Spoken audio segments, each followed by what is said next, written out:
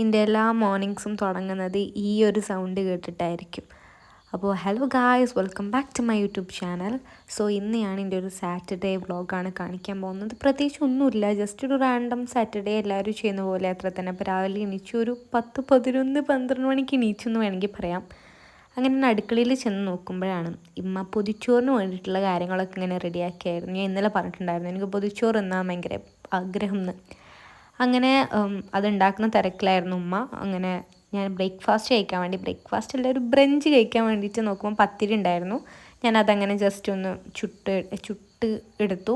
അങ്ങനെ അത് കഴിച്ചു. അതും എന്താ പറയുക, ബീഫ് കറി ആയിരുന്നു. ബീഫ് ഇല്ലാത്ത ബീഫ് കറി ആയിരുന്നു. അങ്ങനെ അതും ചായയൊക്കെ കുടിച്ചു. അപ്പം അടുക്കളയിൽ ചെന്നപ്പോൾ ഉമ്മ ഭയങ്കരമായിട്ട് മറ്റേ മീൻ പൊരിക്കാൻ നല്ല പലഞ്ഞൊക്കെ ഉണ്ടായിരുന്നു. എനിക്ക് മത്തി ഭയങ്കര ഇഷ്ടമാണ് കേട്ടോ. അപ്പം അങ്ങനെ അതും മുട്ട പൊരിക്കാനുള്ള ഉമ്മ ഫുൾ ആ ഒരു സംഭവത്തിലായിരുന്നു, ഫുൾ ആ തിരക്കിലായിരുന്നു. ഇതാ ഇവിടെ എന്താ പറയുക, ചോറുണ്ട്, വാഴേൻ്റെ ഇല വാട്ടിയിട്ടുണ്ട്, നല്ല മത്തി പൊരിച്ചതുണ്ട്, ഇതെന്താ നാടൻ മുട്ട പൊരിച്ചത്, ചമ്മന്തി, ക്യാബേജ് ഉപ്പേരി.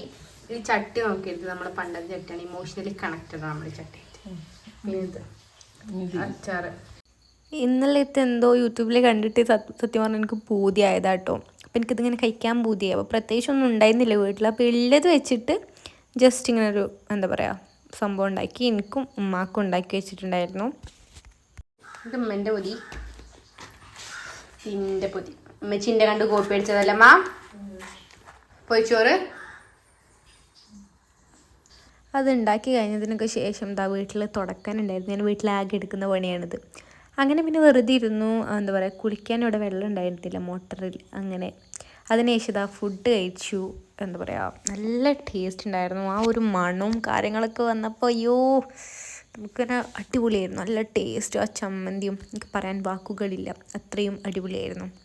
പിന്നെ ഫുഡൊക്കെ കഴിച്ച് കഴിഞ്ഞപ്പോൾ എനിക്ക് ചമ്മന്തി ഭയങ്കര ഇഷ്ടമാണ്. അപ്പോൾ കുറച്ച് ചമ്മന്തി ഇതിൽ കിടക്കുന്നുണ്ടായിരുന്നു, ഞാനത് ഫുള്ള് കഴിച്ചു.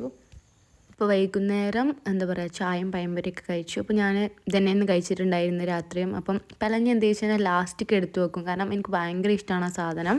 എനിക്ക് നൈറ്റ് ഭയങ്കര ക്രേവിങ്സ് ആയതുകൊണ്ട് ഒന്നും ഇല്ലാത്തതുകൊണ്ട് ഞാൻ ഇത് പൊരിച്ച് കഴിച്ചു. കാണാൻ വലിയ ലുക്കിലേലും നല്ല ടേസ്റ്റാണ്.